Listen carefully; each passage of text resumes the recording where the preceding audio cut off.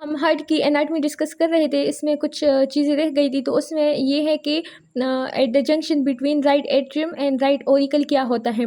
जो हमारे पास right atrium है, तो हमने कहा कि इसके फर्दर दो पार्ट्स होते हैं। एक एयर लाइक आउट पोचिंग होती है जिसको हम ऑरिकल कहते हैं, और एक एट्रियम प्रॉपर होता है जिसको हम एट्रियल कैविटी कहते हैं। तो इन दोनों के बीच एक डिप्रेशन होती है, एक ग्रुप होती है। लाइक ये जो बुक के बीच जो एरिया है ये डीप एरिया है और एक डिप्रेशन सी है, तो इसको हम ग्रूव कहते हैं। तो इसी तरह एक ग्रूव होती है इन दोनों के दरम्यान। अगर हम हार्ट को बाहर से देखें, अगर हम हार्ट को इस तरह बाहर से देखें एनाटॉमी में, तो दोनों के दरमियान एक ग्रूव होगी, और उस ग्रूव को हम क्या कहते हैं, उस ग्रूव को सल्कस टर्मिनलिस कहते हैं। और अगर हम सर्जरी करके काट ले हार्ट को और अंदर की तरफ से देखें, तो ऑरिकल और एट्रियम प्रॉपर के दरमियान एक रिज होगा। एक रिज मतलब एक रेस्ट एरिया होगा। अगर हम काट ले तो एक रेस्ट एरिया होगा, अब ग्रू नहीं होगी, अब एक रेस्ट एरिया होगा। तो उस रेस्ट एरिया को फिर हम क्या कहते हैं, उसको हम फिर अगर रेस्ट हम अंदर से देख ले तो एक रेस्ट एरिया होगा, और उसको हम क्रिस्टा टर्मिनलिस कहते हैं। ये जो है ये हमने हार्ट को खोल दिया। ये जो है एंटीरियर एट्रियम का जो एंटीरियर सरफेस है, इसको हमने खोल दिया। और अंदर जो है, अंदर एक रिच है, अंदर एक रेस्ट एरिया है। ये जो है ये एक रेस्ट एरिया है जो कि सेपरेट कर रहा है ऑरिकल को एट्रियम प्रॉपर से। इसको क्रिस्टा टर्मिनलिस कहते हैं। ये जो रिच है ना, ये एक रिच है अंदर की तरफ जो कि ऑरिकल को एट्रियम प्रॉपर से टर्मिनेट कर रहा है और इस रिच को सेपरेट कर रहा है। और इस रिच को हम क्या कहते हैं, इसको हम क्रिस्टा टर्मिनलिस कहते हैं। और इसी रिच की जगह बाहर से अगर हम देखें तो एक ग्रुप होगी और उसको हम सल्कस टर्मिनलिस कहेंगे। अब जो हमारे पास राइट एट्रियम है, तो इसमें कुछ ओपनिंग्स होती है। एक इसमें सुपीरियर वेना केवा का ओपनिंग है, एक इसमें इंफीरियर वेना केवा खुलता है, और एक ये है कि जो हमारे पास राइट एट्रियम है, तो ये राइट वेंट्रिकल में खुलता है। और इन दोनों के दरमियान एक वॉल होती है जिसको हम ट्राइकस्पिड वॉल होते हैं, जिसकी 3 कस्प होते हैं।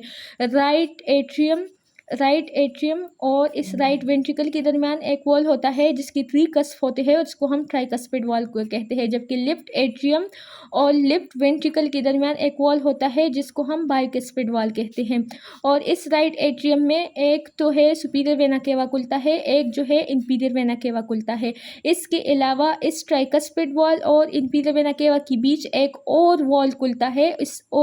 जो इन दोनों के बीच जो वॉल खुलता है, यानी इंफीरियर वेना केवा और ट्राइकस्पिड के बीच जो वॉल खुलता है, तो उसको हम वॉल ऑफ कोरोनरी साइनस कहते हैं। अब कोरोनरी साइनस क्या है, इस हार्ट की जो वीनस सप्लाई है, जो हार्ट से जो वीनस ब्लड कलेक्ट हो रही है, जो हार्ट के जो वीन्स है जो हार्ट से ब्लड कलेक्ट कर रही है, तो वो कोरोनरी साइनस में आते हैं। और कोरोनरी साइनस जो है वो फिर खुद आके कहाँ पे खुलता है, राइट एट्रियम में खुलता है।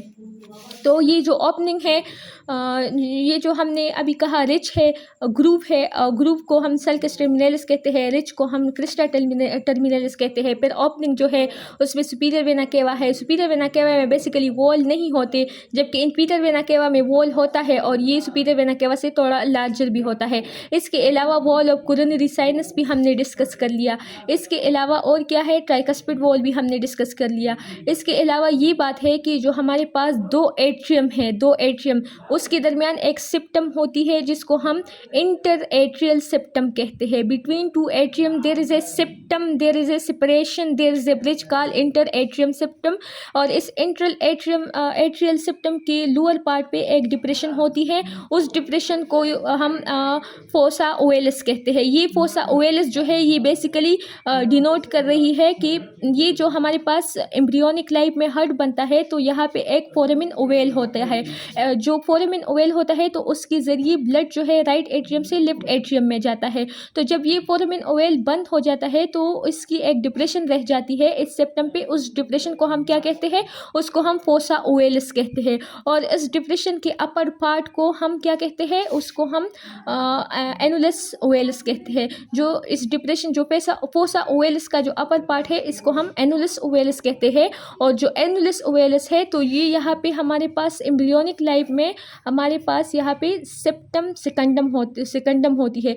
जो हमारे पास जब दोनों एट्रियम के दरमियान सेप्टम बनता है तो जो पहला सेप्टम बनता है उसको हम सेप्टम प्राइमम कहते हैं। फिर उसके बाद दूसरा सेप्टम बनता है तो उसको हम सेप्टम सेकंडम कहते हैं। तो इस सेप्टम सेकंडम को जो रिमेनेंट है तो उसको हम एनुलस ओवेलस कहते हैं। इसी के साथ हमारी आज की वीडियो ख़त्म होती है और जो हमारे पास वेंट्रिकल्स है उसकी एनाटमी को हम फर्दर लेक्चर में डिस्कस करेंगे। इसके अलावा हम हार्ट के ब्लड सप्लाई को भी डिस्कस करेंगे और इसके साथ ये वीडियो ख़त्म होती है। अगर आपको मेरी वीडियो अच्छी लगी है तो प्लीज़ चैनल को सब्सक्राइब करें और वीडियोज़ को लाइक एंड शेयर किया करें। Thank you.